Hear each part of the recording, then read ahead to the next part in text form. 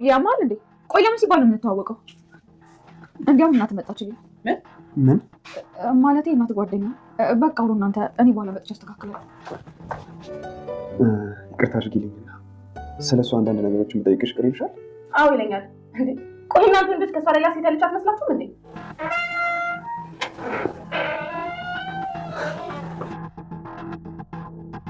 ሰላም ባልሳሳት እሷ ነች አይደል? አዎ የጓደኛዬ ልጅ ነው። ዳግም ይባላል። ታዋቂኝ ኤሚ። ሙሉ ስም የለሽ? ግድ የለም ኤሚ ካልሽኝ ይበቃል። ስላገኝ ተባልኩ ጋሽ ይቅር በሉኝ። ምን ያደረግሽ ነው? ኧረ ትንሽ ይቅር ካላሉኝ መቼም አልነሳም። ጋሽ እባክዎትን ይቅር በሉኝ። የማይሆን ነገር እያደረግሽ እኮ ነው። ተነሽ፣ እሺ ተነሽ እባክሽ ተነሽ። እባክዎትን ናሆም ይቅርታ አድርጎልኛል። እርሶም ይቅርታ አድርጉልኝ።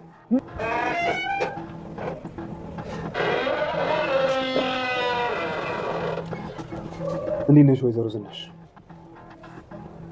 ባልሳሳት ናሆም ማለት አንተ ነው መሰለኝ። አልገባኝም። ዳግም ይባላል። የጓደኛዬ ልጅ ነው። ዳግም እባላለሁ። ስላገኘሁ ደስ ብሎኛል። አይ ሙያ የማሚ ሙያ እኮ ገርማል። እንዴት እጅ እንደሚያስቆርጥ እስኪ ያቺ ስችልች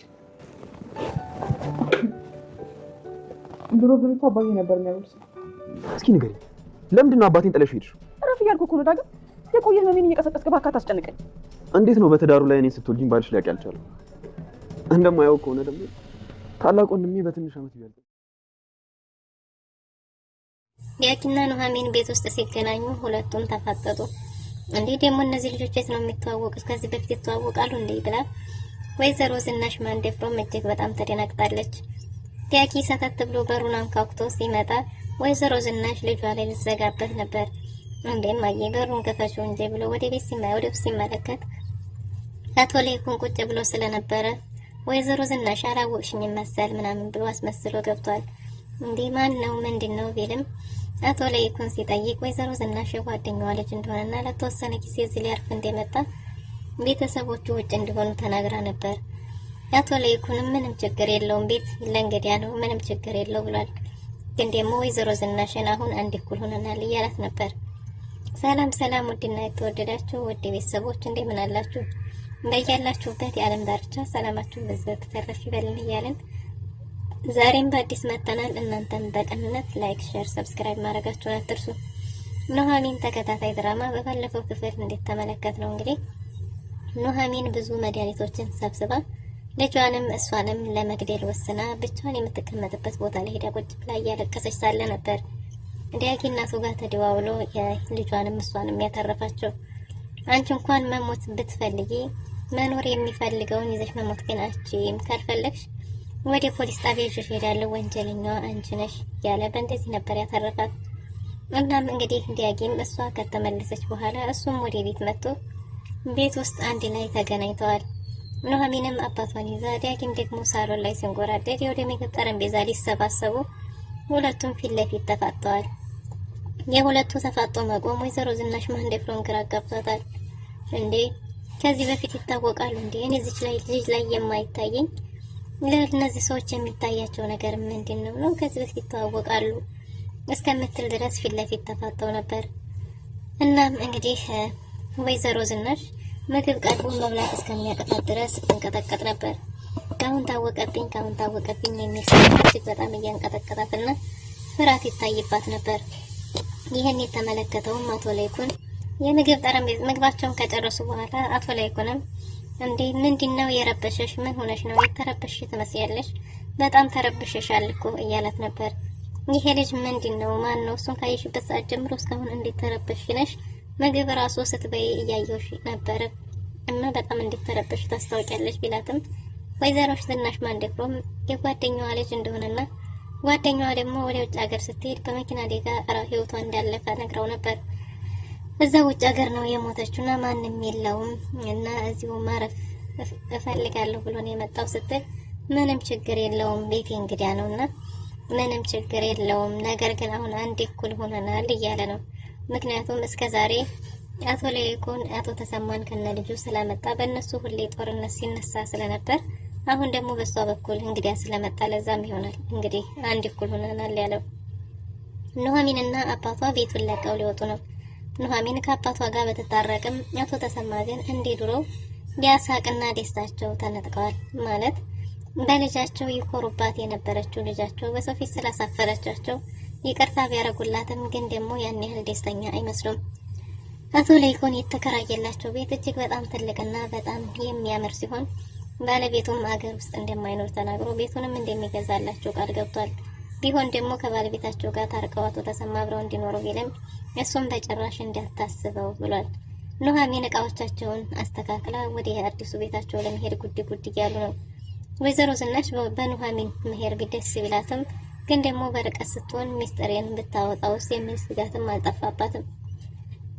የእንግዲያ ማረፊያ ክፍሉ እነ ኑሐሚን የነበሩበት ክፍል አሁን ለዲያጊ ሆኗል። እና ኑሐሚንም እቃዎቹን ለማስተካከል ስትገባ ዲያጊ ይዛ ስለነበረ እናም ቅድም በስርዓት ስላልተዋወቁን አሁን በስርዓት እንተዋወቅ ዲያጊ ይባላለሁ እያላት ነበር።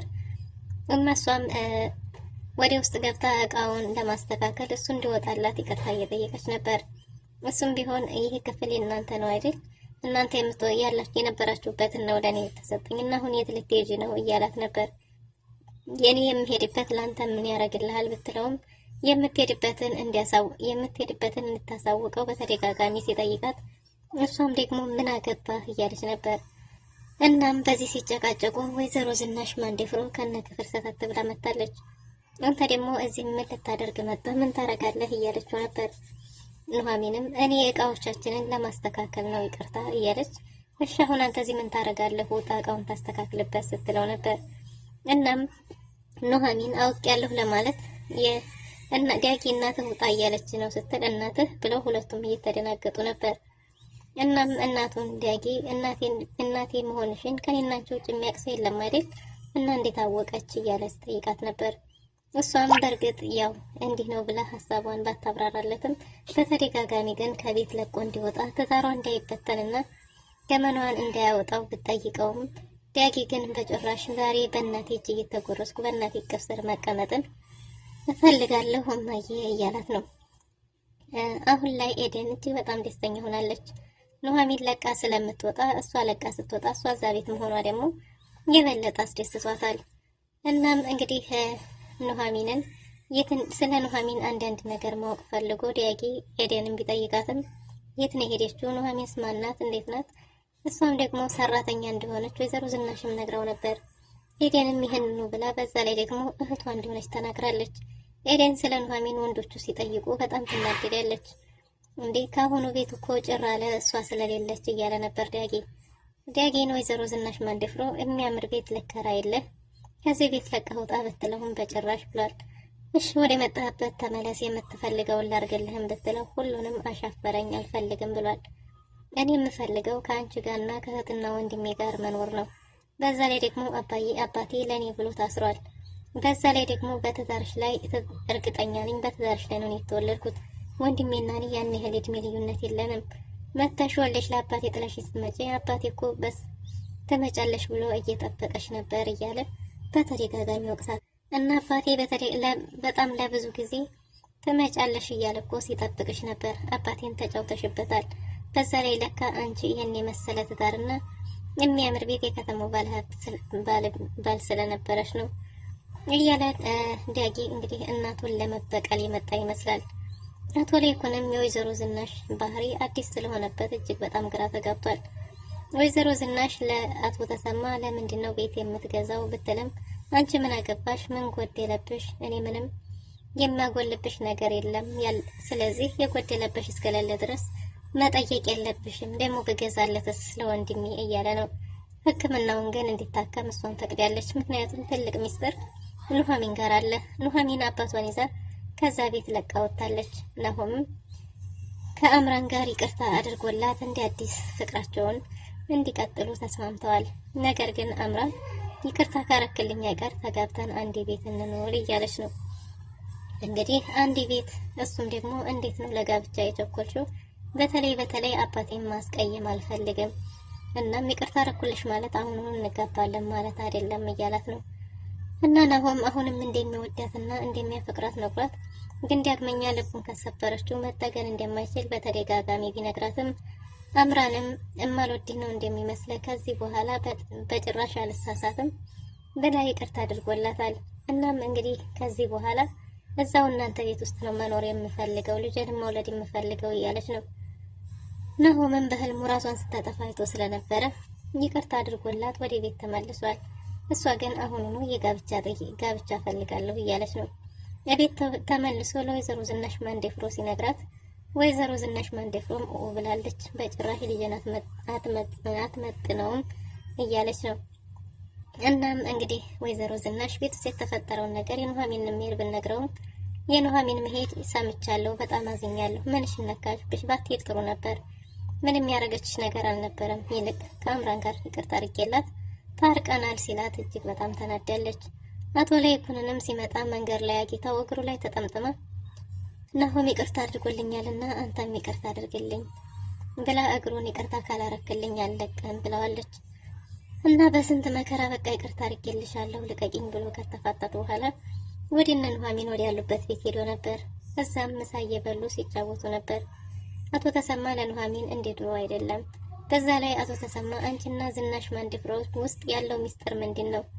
እሷ ያለ ምክንያት እንደዚህ ላንቺ ጥሩ አልሆነችልሽም። ምንድን ነው የምትጫወቱት ጨዋታ እንዳለ ግልጽ ነው፣ ግን እሱ ሚስጥር አሁንም አትነግሪኝም ወይ ቢላትም ለቃ ሄዳለች። አቶ ለይኩን አሁንም ቢሆን ለኑሐሚን ያለው ስሜት ምንም የተቀየረ ነገር እንደሌለው፣ ኑሐሚን በፍቅር ስም እንጂ የተሸወደችው ሌላ ምንም ጥፋት እንደሌለባት፣ አምራን ግን ናሆምን እንደማታፈቅረውና ለጥቅም ብላ እንደቀረበችው ግልጽ ነው። አይኗ ላይ ምንም የፍቅር ስሜት አይታይም፣ እልህና የጥቅም እንጂ ብሎ ለአቶ ተሰማ እየናገረው ነበር። አቶ ተሰማም አቶ ለይኩንም ለአምራን ናሆም ይቅርታ ማረጉን ማናቸውም አልወደዱትም። እንግዲህ ናሆምም ከአምራን ጋር ይቅርታ አድርጎ እሱ መኖርን ቢመርጥም አባቱ ያን ያህል ደስተኛ አይደለም። ወይዘሮ ዝናሽ ግን እኔ ሞቼ ካልሆነ በስተቀር እኔ ቤተሰብ አትቀላቀልም እያለች ነው። ዲያጊ ቤቱን ተቆጣጥሮታል፣ ሁሉንም ተቆጣጥሮታል። ስለ ሁሉም ማጥናት ጀምሯል። እባክህ አንተ ብዙ ላትቆይ እዚህ ቤት ምንም ነገር እንዳታበላሽ ውጣልኝ ብትለውም ኤሚ ቀልቃላዋን መታ ከኤሚ ጋር ተዋውቀዋል። ኤሚ ከእግር እስከ ራሱ እያየችው ነበር። የጓደኛሽ ልጅ እንዴት አይነት ቆንጆ ነው እያለች እሱም ሲተዋወቃት ዲያጊ ይባላለሁ የዝናሽ ማንዴፍሮ ጓደኛ ልጅ ብሎ ከነጇን ሲስማት ኤሚም እንግዲህ ወደ ሌላ አዝማሚያ እየሄደች ይመስላል። እንዴት አይነት እይታ ስታየው እንደነበረው ወይዘሮ ዝናሽ ማንዴፍሮ እየተመለከተች ነበር። ናሆምንም እንዲሁ ተዋውቆታል። እናም ዲያጊ ዝናሽ ማንዴፍሮን እማዬ ሲላት እማዬ አትበለኝ፣ ትዳሬን ታፈርሳለህ፣ እባክህ ተመለስ፣ የፈለከውን ነገር ላድርግልህ እያለች ብትለምነውም እሱም በጭራሽ በጥቅም አልደራደርም ብሏል። ወይዘሮ ዝናሽ ማንዴፍሮ ኑሐሚን ከዚህ ባትርቅ ይሻለኝ ነበር፣ በጣም ደግሞ ከዚህ ከራቀች ሚስጥሬን እንደፈለገች ብትበትነውስ የሚልም ስጋት አጣብቂኝ ውስጥ ገብታለች። ውድና የተወደዳችሁ ለዛሬ የነበረን ቆይታ ይህን ይመስል ነበር። በቀጣይ እስከምንገናኝ መልካም ጊዜ